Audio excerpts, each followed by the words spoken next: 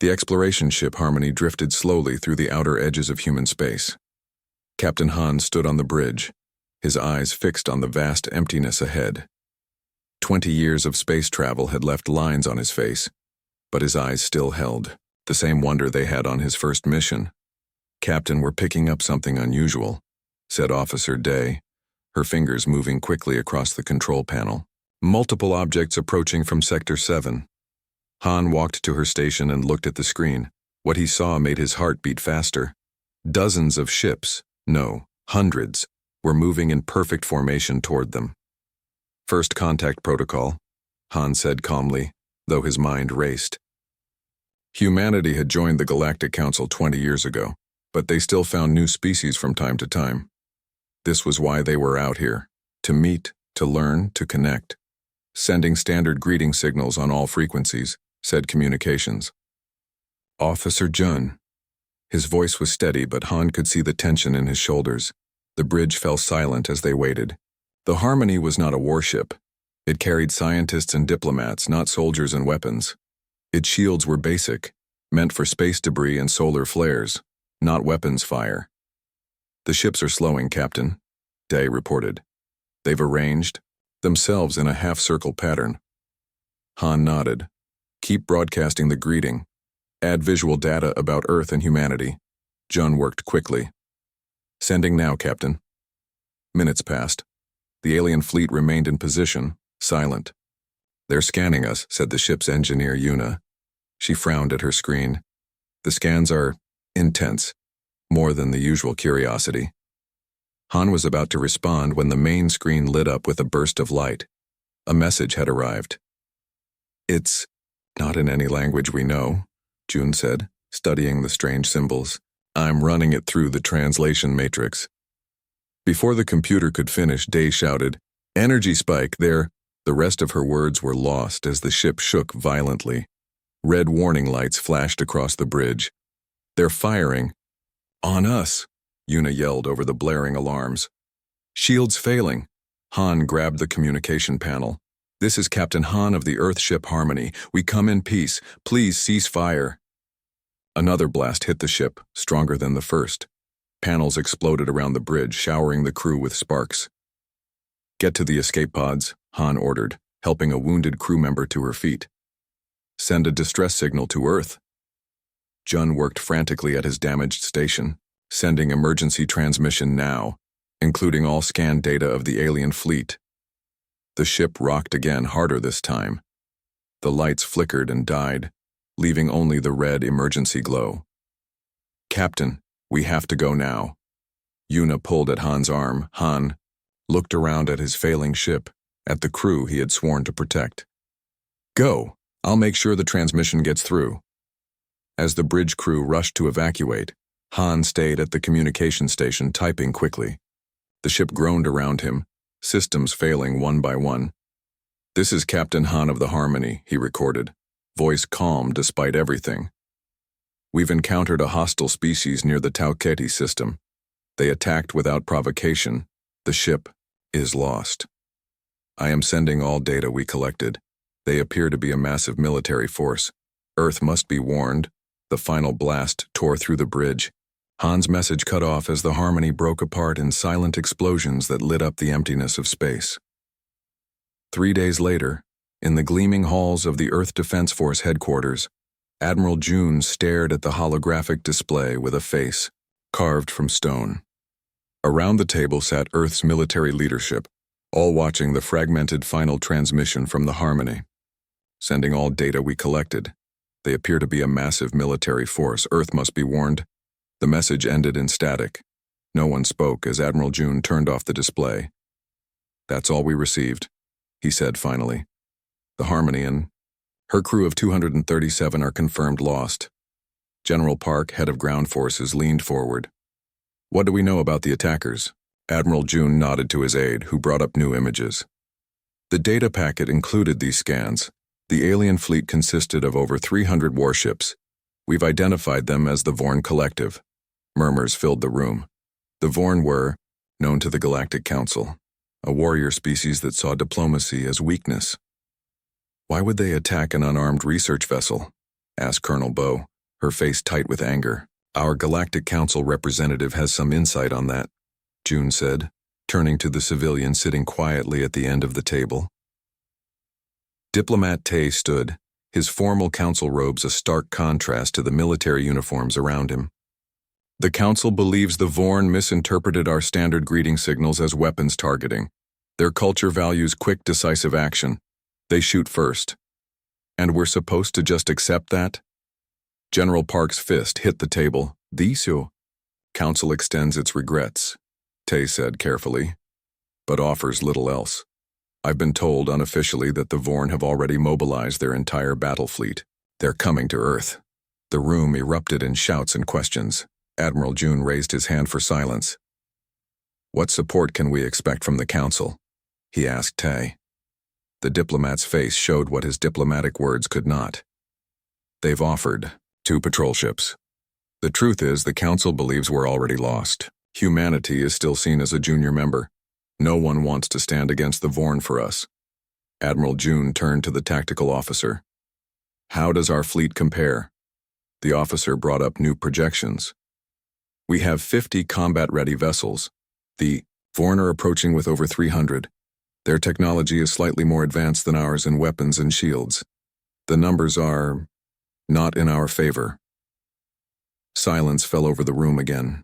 Earth had enjoyed 20 years of relative peace since joining the galactic community. Their fleet was built for peacekeeping and exploration, not all-out war. How long do we have? Asked Admiral June. At their current speed, 2 weeks before, they reach our outer defenses, the tactical officer replied. June stood up straight, his decision made. Begin evacuation protocols for all major cities, move our orbital defenses into position, and get me every ship we have, military, civilian, anything that can fly. As the meeting broke up, a young woman waited outside the door.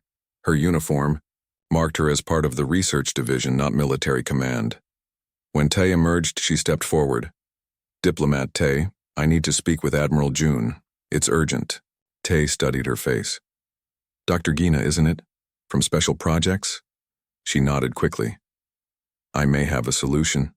Not conventional, but at this point, Tay said, guiding her toward the Admiral's office, we need every idea, conventional or not. Inside, Admiral June was studying battle projections when they entered. Admiral, Tay said, this is Dr. Gina from Special Projects.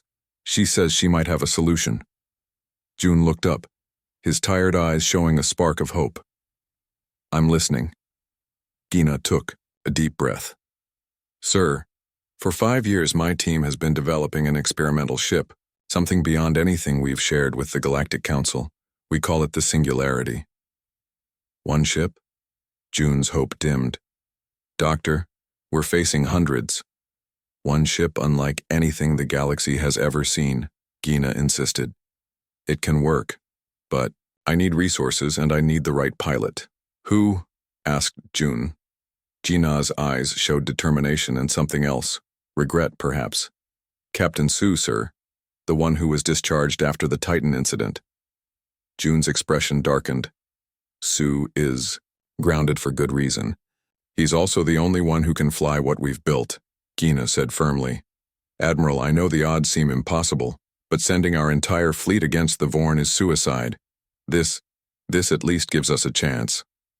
Admiral June looked at the Yao battle projections once more, at the overwhelming force heading toward Earth. Then he turned back to Gina. Tell me everything about this ship of yours, Doctor. Leave nothing out. Dr. Gina stood before a massive screen in the underground research facility. The blueprints of the Singularity filled the display, showing a ship unlike any in the human fleet. Sleek and dark, it looked more like a shadow than a vessel. Admiral. June walked slowly around the hologram, his face giving away nothing. Behind him, 5 other military leaders watched with mixed expressions of doubt and hope. You've been building this in secret? General Park asked, his voice sharp with suspicion. Not secret, Gina corrected. Just separate from our main defense programs. My team was given freedom to explore unusual ideas. Admiral June stopped and pointed at the strange core at the center of the ship. Explain this. Gina took a deep breath. The heart of the singularity is a quantum entanglement engine. It creates links between particles, allowing the ship to affect space in ways we've never tried before. In plain language, Doctor, said Colonel Bow. It can bend gravity, Gina said simply. It can reflect energy back at attackers. And it can move through space in ways that don't follow normal rules. The room fell silent. What she described sounded more like magic than science. Why hasn't the Council seen this technology? Asked Diplomat Tay, who had been quietly listening from the corner. Gina looked down. The Council's technology-sharing agreements have exceptions. For experimental tech that might be dangerous, this qualifies. Dangerous how? Admiral June's eyes narrowed. The quantum fields are not completely stable, Gina admitted. There's a risk of cascade failure if pushed too hard, but we've made huge progress in the last year. General Park laughed without humor. So your plan to save Earth is an untested ship that might blow itself up? It's better than sending our fleet to certain death, Gina shot back. The singularity can take on multiple Vorn ships at once, maybe even their whole fleet. Admiral June held up his hand for quiet. Is the ship ready? It needs final adjustments, and a crew. Gina met his eyes. Especially the right pilot. June nodded once. You'll have whatever you need, but I want daily reports on your progress. We have less than 2 weeks. As the military leaders filed out, Diplomat Tay stayed behind. The Council doesn't know about this ship, he said quietly. It wasn't a question. No, Gina confirmed. And they shouldn't find out. Tai's face showed conflict. I'm Earth's representative. I should be honest with them. Have they been honest? With us? Gina asked. Have they offered real help against the Vorn? Tay looked away. 2 patrol ships. Exactly. Gina turned back to her blueprints. Some council members might even be happy to see humans gone. We ask too many questions, we change too many things. Tay was silent for a long moment. I'll keep your secret, Doctor. For now.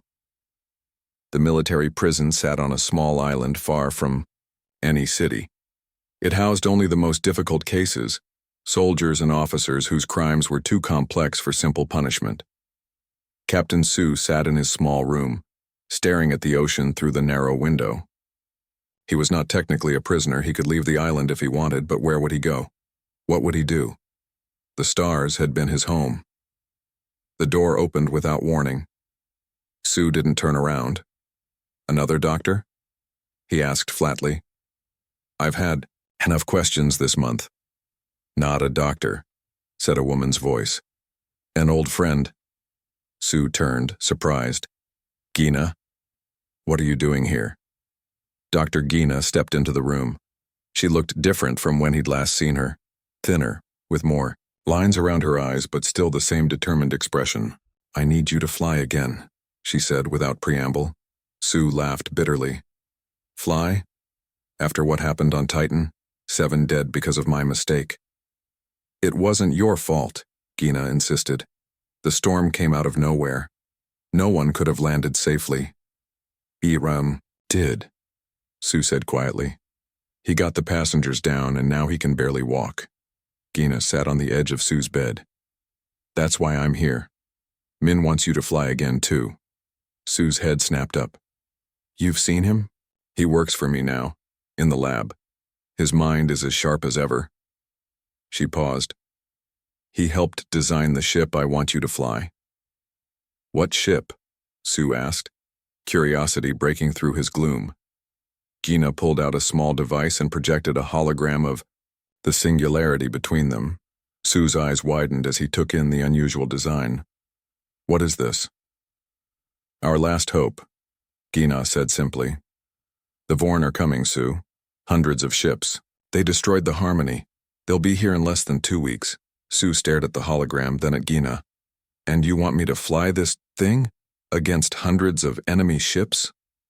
Yes. That's suicide. Maybe, Gina admitted. But it's a better chance than our fleet has. Sue turned back to the window.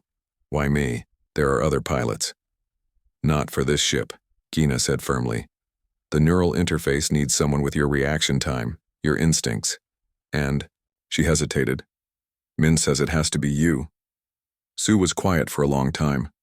Finally, he asked, Does Admiral June know you're here? He sent me, Gina said. Despite everything, he trusts you. Sue closed his eyes. The memories of Titan flashed through his mind. The storm, the crash, the screams. Then Min's voice over the radio. I've got them down. Don't worry about us. Save yourself. But Sue hadn't saved himself. He'd crashed trying to reach them. And while he walked away with a few broken bones, Min would never walk normally again when, Do we leave? Sue asked, his voice firm for the first time. The underground hangar was enormous, carved from solid rock beneath a mountain. In the center sat the Singularity, dark and sleek, like a predator waiting to pounce. Sue walked slowly around it, taking in the unusual hull design, the strange ports where conventional engines should be. Workers rushed around, making final adjustments, under Gina's watchful eye. What do you think? She asked, joining him. It's like nothing I've ever seen, Sue admitted. How does it fly? That's the interesting part, said a new voice. It doesn't fly. Not exactly. Sue turned to see a man in a mechanical exoskeleton approaching. The metal framework supported his legs and lower body, allowing him to walk with careful, measured steps. But the face above the machinery was warmly familiar. Min, Sue breathed, emotion tightening his throat. Min smiled, the same easy smile Sue remembered from their academy days. Hello, old friend. Ready to break some laws of physics? Sue stepped forward, unsure whether to shake hands or hug his former co-pilot. Min solved the problem by grabbing Sue's shoulder with a strong grip. No time for a reunion drama, Min said. We have work to do. This ship is going to change everything, if we can make it work. And if we can't? Sue asked. Min's smile turned grim. Then we'll give the Vorn a show they'll never forget. Gina led them to a small conference room overlooking the hangar. A holographic display showed 3 main systems of the ship, rotating slowly above the table. The Singularity has 3 key technologies, she explained. First, the quantum mirror, shield system. The first image expanded, showing layers of energy fields around the ship's hull. It doesn't just block energy weapons, Min said. It reflects them back at the source. The stronger the attack, the stronger the reflection. Second, Gina continued, the gravity lance. The next image showed what looked like a focused beam projector. It creates a controlled temporary black hole, Min explained. Small but powerful enough to tear apart enemy ships. Sue raised his eyebrows but said nothing. And finally, Gina said, the phantom drive. The third image showed the ship's core, a swirling mass of energy contained in rings of unknown metal. Short-range teleportation, Min said, watching Sue's face carefully. You think it, the ship does it instantly. Sue looked between them. No ship can do these things. This one can, Gina insisted, but it needs the right neural connection with its pilot. It needs you, Sue. We've been working on it for 5 years, Min added. Theory, simulations, small-scale tests, but we've never had a full combat test. And now you want to send it against hundreds of enemy ships? Sue asked. Min's mechanical legs whirred softly as he shifted position. Yes, because the alternative is watching Earth burn. Sue looked down at the ship below them, this impossible vessel that somehow had to save humanity. When do we start training? He asked. Admiral June's voice came from the doorway. Now, you have 6 days before the Singularity launches. Make them count. Sue floated in the simulation chamber, his body suspended in clear gel that matched his body temperature. A network of thin wires connected to the neural cap on his head. Through closed eyes, he saw the virtual space around his ship, felt the Singularity respond to his thoughts. Faster. Gina's voice came through the comm. The Vorn ships will not wait for you to think. In the simulation, 3 enemy ships appeared, their weapons charging. Sue didn't need to press buttons or speak commands. He simply thought about moving. And the singularity responded, darting between laser blasts with impossible speed. He thought about the quantum mirror, and the shields activated just as a powerful beam struck. The energy bounced back, destroying the first enemy ship. He focused on the gravity lance, felt the weapon gather power, then release. A tiny dark spot appeared between the other two ships, quickly growing. The intense gravity pulled both ships in, crushing them until they broke apart. "Better," Gina said, "but still too slow on the shield activation. Again." Sue's body tensed in the gel. 4 days of non-stop training had pushed him to his limits, but the Vorn would arrive in just 2 more days. There was no time for rest. 5. More enemy ships appeared in the simulation. Sue moved to engage them, his mind connecting more deeply with the ship's systems. In the observation room above, Min watched the readouts of Sue's neural activity. "He's pushing too hard," he said to Gina. "The neural load is approaching dangerous levels. He has to push harder," Gina replied, not taking her eyes off the main screen. "The real battle will be worse." Min's exoskeleton whirred as he shifted uncomfortably. "If he burns out before the battle, we have nothing." Gina finally looked at him. "What do you suggest?" "Let me connect too," Min said. "The ship can handle a dual neural link. We designed it that way. Your injuries." "My legs don't work right," Min interrupted. "My brain works fine. And Sue and I were the best team in the fleet before Titan. You know that." Gina hesitated, then nodded.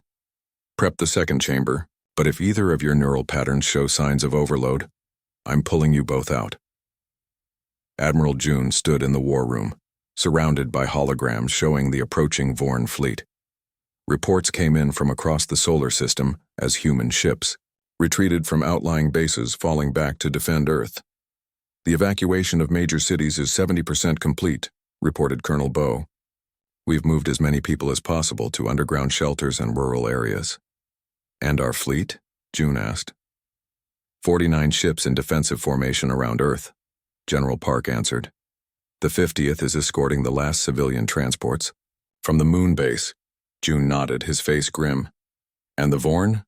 312 warships now passing the orbit of Mars," said the tactical officer. "They'll reach Earth in 26 hours. The door opened, and Diplomat Tay entered, looking tired. His formal council robes were wrinkled, suggesting he had worn them for days. "News from the council?" June asked. "The 2 patrol ships they promised will not be coming," Tay said bitterly. "The council has voted to establish a quarantine zone around our solar system. No ships in or out until the conflict is resolved." "Conflict?" General Park laughed harshly. "They mean our extinction." Tay nodded. "Many council members see the Vorn attack as a problem that will solve itself. Humans ask too many questions, we advance too quickly, some find us uncomfortable. So we stand alone," June said quietly. "As we've always done," Park replied. June turned to his aide. "What's the status of the Singularity Project?" "Dr. Gina reports they're ready for final testing," the aide answered. "Captain Sue has completed the basic training protocols. They've added a second neural pilot, Min, to share the load." "Min?" June asked, surprised. "With his injuries?" "His mind is still one of our best," the aide explained. "Dr. Gina believes the dual pilot system will improve response time and reduce neural strain." June was silent for a moment, thinking. Finally, he said, "Tell them we're moving up the launch. The Vorn are coming faster than expected. The Singularity deploys in 12 hours." Deep in the mountain hangar, technicians swarmed around the Singularity, making final adjustments. The ship's dark hull seemed to swallow the light around it, a side effect of the unusual materials used in its construction. In a small room nearby, Sue sat on a bench, eyes closed, trying to rest. The door opened and he looked up to see Min standing there, his exoskeleton humming softly. "Ready to make history?" Min asked with a small smile. "Ready to see if we'll survive it?" Sue replied. He watched Min carefully. "Are you sure about this? The neural load is too intense." "I've been training in the simulator too," Min said, moving to sit beside him. "While you were sleeping, I can handle it." Sue looked down. I never properly apologized. For Titan. For not being there when... Stop. Min cut him off. We both made choices that day. You tried to help us. It went wrong. That's life. He tapped his metal-encased leg. This doesn't define me, just like Titan doesn't define you. Sue met his friend's eyes. What if we fail tomorrow? Then we fail spectacularly, Min said, his smile widening, and give the Vorn something to remember us by. A soft alarm sounded and Gina's voice came over the speakers. Final preparations beginning. Pilots to the prep room in 5 minutes.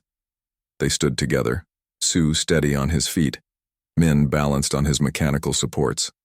Just like old times, Min said. Except for the whole fate of humanity thing, Sue managed to laugh, the first in what felt like years. The launch bay doors opened slowly, revealing the stars above. The Singularity rose from its cradle, hovering without visible engines or exhaust. Its black hull reflected nothing, making it look like a hole cut into space itself. Inside the ship, Sue and Min lay in their neural chambers, surrounded by gel, wires connecting to their specially designed caps. Through the ship's sensors, they could see everything around them as if they were floating in space themselves. Neural link stable. Gina's voice came through their comms from the control center. Both pilots showing strong connection patterns.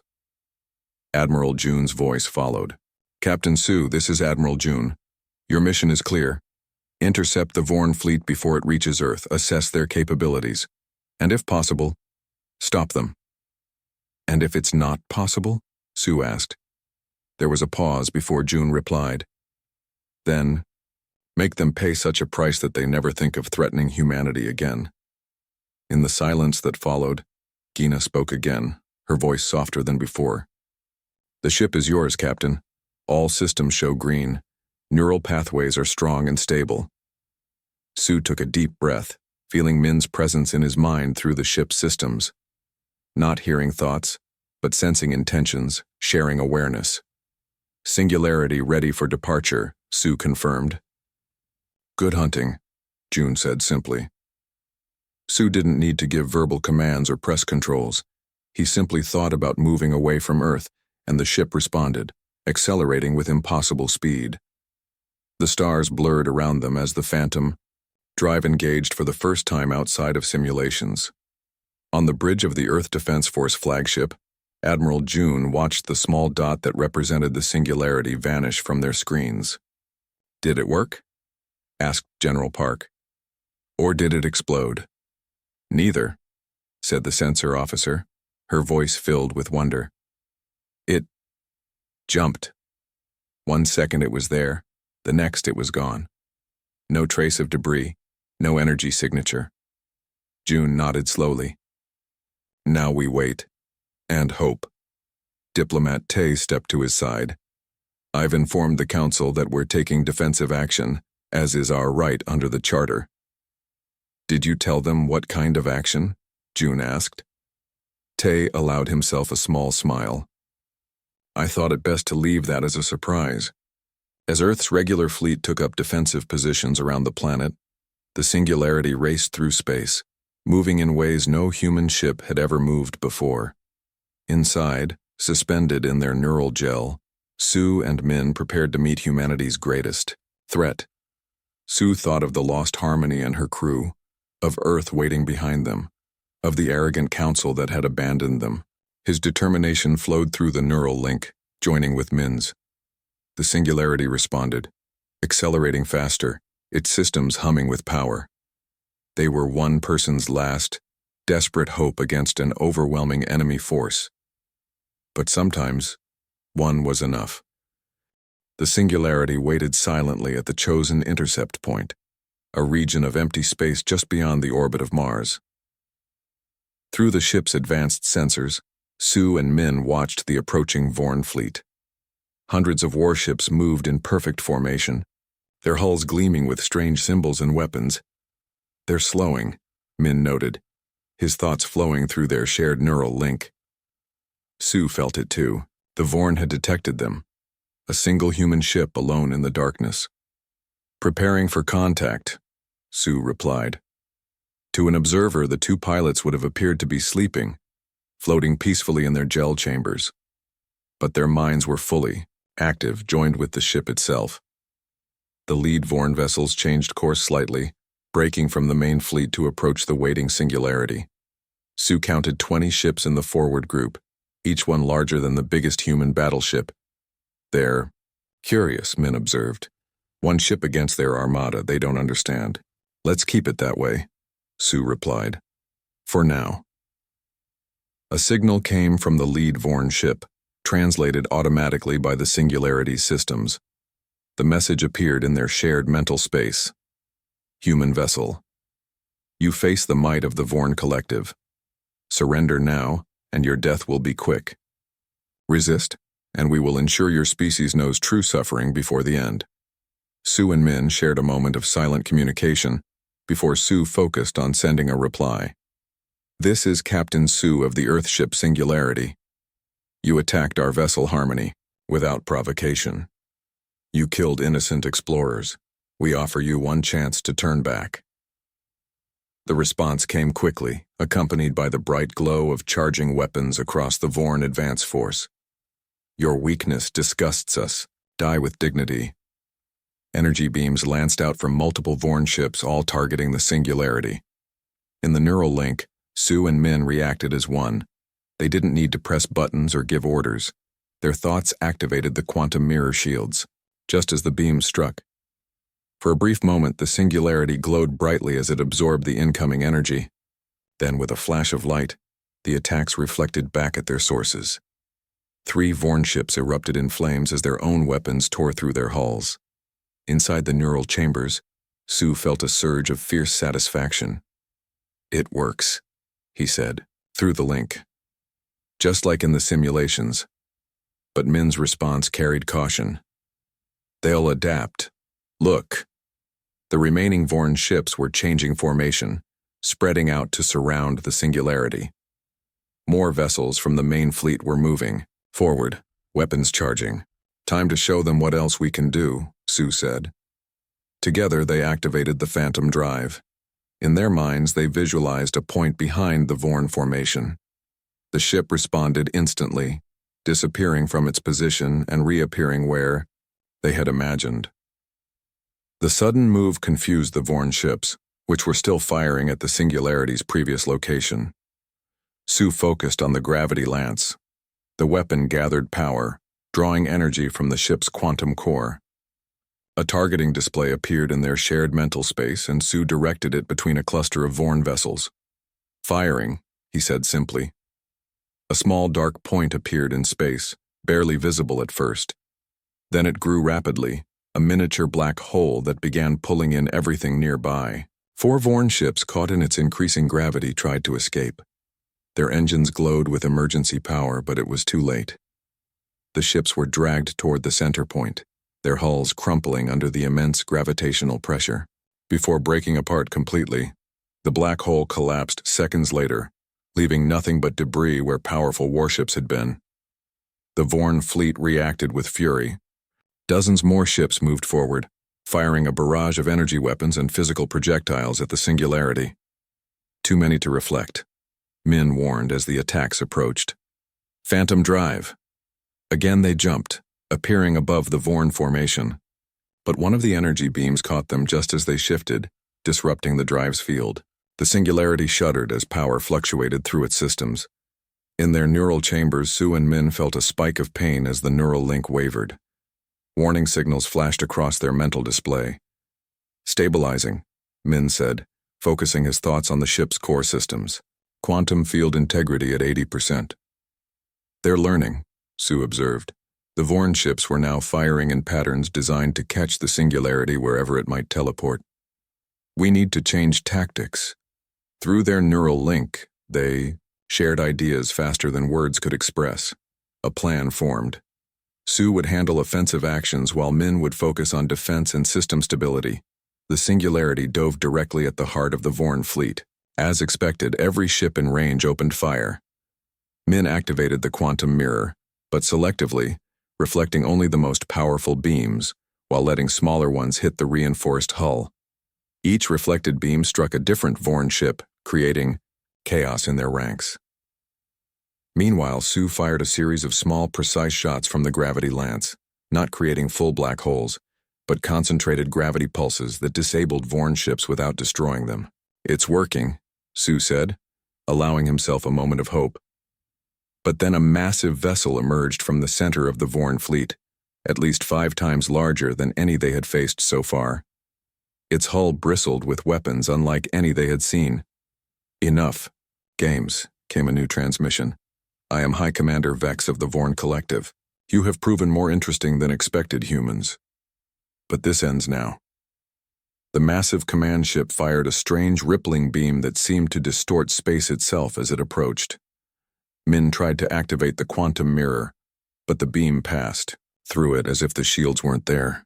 The impact rocked the singularity. Inside their chambers, both pilots gasped as pain shot through their neural connections. Multiple systems flashed red in their mental display. "Quantum field destabilizing," Min reported, his thoughts now tinged with pain. "Core containment at 50% and falling."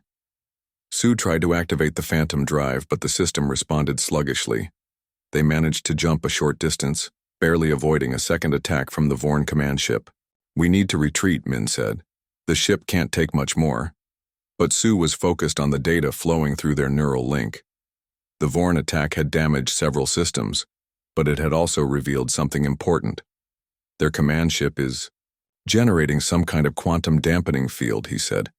"That's why our shields didn't work. But if we overload our core near that field..." Min understood immediately. It would create a cascade reaction. "But Sue, that would mean..." "I know." Sue cut him off. "But we're not here to save one ship, we're here to save Earth." For a brief moment, they shared memories through the neural link. Their days at the academy, their first mission together, even the disaster on Titan. Friends who had become brothers, now possibly facing their final moments. "Let's make it count," Min finally said. Sue sent a quick transmission back to Earth. "Engaging final protocol. No matter what happens, watch the Vorn command ship." As the Vorn fleet closed in around them, the singularity seemed to gather itself for one last effort. Its damaged systems poured all remaining power into the quantum core, which began to glow with increasing brightness. The phantom drive activated one more time, taking them directly beside the massive Vorn command ship. The singularity's hull was now crackling with energy that leaked from its overloading core. High Commander Vex's voice came through once more. "Your suicide will accomplish nothing. After we destroy you, we will still destroy your world." Sue and Min, their minds united through the neural link, sent one final message. "You still don't understand humans, do you? We didn't come here to die. We came here to win." With that, they released the carefully built energy from the quantum core, not as a weapon aimed outward, but as a precisely calculated burst that interacted with the Vorn's quantum dampening field. The two opposing forces met, creating a reaction that rippled through space itself. The singularity shuddered violently as systems began to fail. In their neural chambers, Sue and Min fought to maintain control for just a few seconds longer. "Did it work?" Sue asked as darkness began to close in around their mental link. The last thing they saw through the ship's failing sensors was the Vorn command ship enveloped in waves of quantum energy, its massive form twisting in ways that defied normal physics. Then everything went dark. Darkness, silence. Then a voice, distant at first, neural signals stabilizing. "I think they're coming back." Sue felt as if he were floating up from the bottom of a deep ocean. His mind reached out, searching for the familiar connection to the ship, to Min. But something was different. He opened his eyes slowly, blinking against bright lights. A medical bay. Not the neural chamber. He tried to sit up, but gentle hands pushed him back down. "Easy, Captain," said Dr. Gina, her face coming into focus above him. "You've been unconscious for 3 days." "Min?" Sue managed to ask, his voice rough. Gina smiled slightly and stepped aside. In the next bed, Min was already sitting up, his exoskeleton removed while he rested. "About time you woke up," Min said with a weak smile. "I was getting bored waiting." Sue looked around confused. "The ship? The Vorn? Admiral June stepped forward from the corner of the room. The Singularity survived, though it will need extensive repairs. As for the Vorn, he paused, his usually stern face showing a hint of wonder. Perhaps you should see for yourself. A nurse helped Sue sit up, and June activated a large screen on the wall. It showed a view from space, and what Sue saw made his breath catch. Where the Vorn fleet had been, there was now a strange sight. The massive command ship floated motionless at the center, surrounded by hundreds of other Vorn vessels. But none were moving. No lights blinked on their hulls. No engines glowed. They drifted silently, like a fleet of ghost ships. What happened? Sue asked. Your quantum reaction, Gina explained, excitement clear in her voice. It created what we're calling a dimensional rift. The Vorn ships weren't destroyed, they were trapped in a state between normal space and something else. They're intact but frozen in time. All of them? Every ship in their fleet, Admiral June confirmed. Your final attack created a cascading effect that spread through their entire formation. Our scientists are still trying to understand exactly how it worked. Sue looked at Min, who seemed equally surprised. We didn't plan for that, Min said. We were just trying to disable their command ship. Sometimes the best solutions are the ones we don't plan, Gina said. She touched a control and the view on the screen changed, showing a different angle of the suspended Vorn fleet. The effect is slowly fading. We estimate they'll begin to emerge from the stasis in about 12 hours. And then, Sue asked, tension returning to his body. We'll have to fight them again? Admiral June's face showed a rare smile. Not exactly. 6 hours later, Sue and Min stood on the bridge of the Earth Defense Force flagship Defiance. Despite Doctor's orders to rest, both had insisted on being present for what would come next. Sue wore a fresh uniform, while Min had been helped back into his exoskeleton. Through the main viewport, they could see the eerie sight of the frozen Vorn fleet. Nearby, the Singularity drifted, its hull scorched and damaged but still intact, being tended by repair vessels. Stasis field showing signs of weakening, reported the science officer. The command ship will emerge first in approximately 20 minutes. Admiral June nodded. All ships maintain position. Weapons ready but do not fire unless ordered. The Earth fleet now numbered 50 ships, arranged in a defensive formation facing the much larger but disabled Vorn armada. Behind them, a small delegation of vessels had arrived from the Galactic Council. Not the 2 patrol ships originally promised, but 15 warships from various member species. Diplomat Tay, standing near the command chair, noticed Sue's questioning look at the council. Ships. Amazing how quickly they found their courage, Tay said quietly. Once they saw what a single human ship could do, they suddenly remembered our alliance. Politics, June said with a grunt. Always the same, whether on Earth or across the galaxy. The minutes passed slowly. Sue found himself unusually calm. Whatever happened next, humanity had already proven itself. One ship had done what an entire fleet could not. Stasis field collapsing around the Vorn command ship, announced the science officer. Energy readings returning to normal. On the screen, the massive vessel seemed to shimmer as it returned fully to normal space. Lights flickered across its hull as systems came back online. They're scanning us, reported the tactical officer. Weapons systems coming online, but not targeting yet. Open a channel, ordered Admiral June. When the connection was established, June stepped forward. This is Admiral June of the Earth Defense Force. Your fleet has been neutralized by our technology. You are outnumbered and surrounded. We offer you one chance to surrender. For a long moment, there was no response. Then a harsh voice replied, This is High Commander Vex of the Vorn Collective. Your trickery has given you a temporary advantage. But we do not surrender. We will fight to the last ship. Sue stepped forward. High Commander Vex, this is Captain Sue of the Singularity, the ship that disabled your entire fleet. What you experienced was not our most powerful weapon, but merely a test of our defensive capabilities. Min joined him, his exoskeleton whirring. Softly, "We could have destroyed your fleet. Instead, we chose to demonstrate mercy, a concept your people might want to study." Admiral June continued, "Look around you, Commander. Your fleet remains in stasis. We can release your ships one by one or all at once. We can extend the stasis indefinitely. The choice is yours." On the tactical display, they could see the Vorn command ship scanning the rest of their frozen fleet, verifying what they were being told. Finally, Vex's voice came again, the harshness somewhat diminished. "What are your terms?" "Immediate withdrawal from Earth space," June replied. "A formal peace treaty with humanity. And reparations for the unprovoked destruction of our exploration vessel Harmony." "You demand much from a species you barely know," Vex growled. "We offered—" "Peace from the beginning," Sue said. "You chose war. Now you face the consequences of that choice."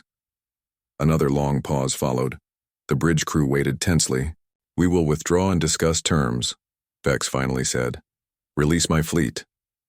June nodded to the science officer, who began the process of deactivating the remaining stasis field. Slowly, the Vorn ships began to shimmer back to life. "A wise decision," June said. "Diplomat Tay will coordinate the treaty discussions." As the communication ended, a cheer went up from the bridge crew. Sue felt a hand on his shoulder and turned to see Gina, who had quietly joined them. "You did it," she said simply. "We all did," Sue replied, looking at Min, who nodded in agreement. 1 month later, Sue stood before a large window in the newly expanded Earth Defense Headquarters, watching as ships moved in orbit above. The Singularity was there, fully repaired, and now joined by 3 sister ships in various stages of construction. "Quite a view," said Admiral June, coming to stand beside him. "Yes, sir," Sue agreed. "I never thought I'd see Vorn and Council ships docked alongside ours." Indeed, among the human vessels were representatives from various species, including a smaller Vorn diplomatic ship. The peace treaty had been signed a week earlier, with terms surprisingly favorable to Earth. "The Council has accepted our application for full membership," June informed him. "No more junior status. We'll have the same voting rights as species that have been spacefaring for thousands of years." "All because of one ship," Sue mused. "No," June corrected him, "because of what that ship represented. Our willingness to try something new, to risk everything on an idea that seemed impossible." The door opened and Min entered, his exoskeleton now upgraded with smoother, quieter technology, a gift from a Council species impressed by Earth's ingenuity. "They're ready for us," he said. Sue nodded, and the 3 made their way to the conference room where Gina waited with a team of engineers and scientists. The main display showed blueprints for a new type of ship, larger than the Singularity, with even more advanced systems. "The Mark II design is ready for approval," Gina announced as they entered. "With the new insights from the battle and contributions from our new allies, we've solved the quantum core stability issues." June studied the designs. "And you're certain it's safe?" Gina smiled. "No, Admiral. But neither was the Singularity, and look what it accomplished." June laughed, a rare sound from the usually serious man. "Fair enough. Proceed with construction." As the meeting continued, Sue found himself looking out another window, this one facing Earth itself. From here, he could see the rebuilt cities, the new defense platforms, and the countless lights that represented human lives. Lives that continued because of a desperate gamble. The Vorn had come expecting easy victory. The Galactic Council had expected humanity's extinction. Both had been wrong, because they had made the same mistake. They had judged humanity by its numbers, by the size of its fleet. They hadn't understood that humans had never won their greatest battles through overwhelming force. They won through innovation, through courage, and through the willingness to bet everything on a single brilliant idea. The fleet had readied for war, but humanity had sent a single ship, and that had made all the difference.